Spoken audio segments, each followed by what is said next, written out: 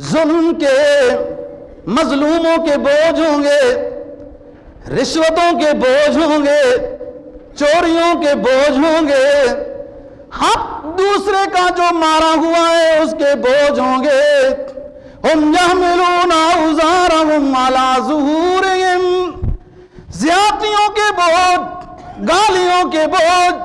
بلا وجہ دوسروں کے مال کھانے کے بوجھ، ظلم و ستم کے بوجھوں سے لدی ہوئی ہوگی ان کی کمر۔ ہم یحملون اوزارہم علی ظہورہم الا ساء ما یزرون۔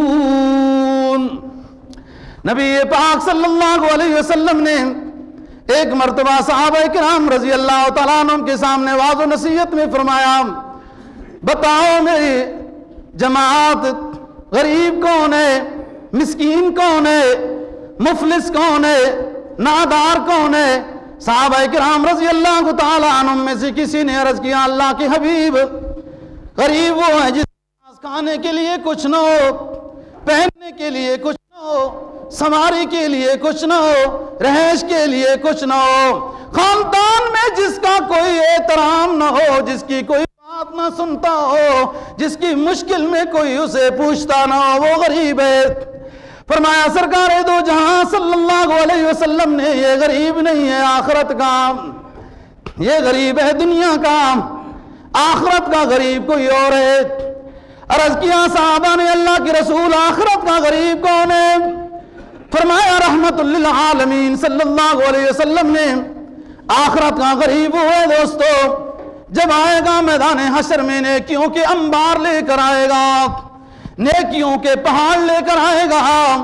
زمین و آسمان کا خلا جس کی نیکیوں سے بھر جائے گا، اتنی نیکیاں لے کر آئے گا،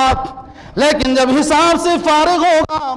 تو اس کے اوپر گناہوں کا بوجھ ہوگا اور اس کے لیے جہنم کا فیصلہ ہو جائے گا۔ صحابی نے عرض کیا، اللہ کے حبیب یہ کیسے؟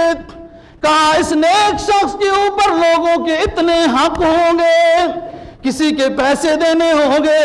کسی کی گالی کا کوئی اجر دینا ہوگا، کسی کی غیبت کا صلہ دینا ہوگا، کسی کی تہمت کا صلہ دینا ہوگا، اور وہاں مال و دولت تو نہیں ہوگا۔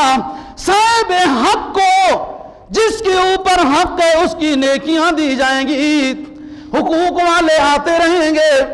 اس کی نیکیاں ان کو ملتی رہیں گی، اس کی نیکیاں ختم ہو جائیں گی، اور ابھی حقوق والے باقی رہتے ہوں گے۔ وہ آئیں گے، اللہ ہمارا بھی اس نے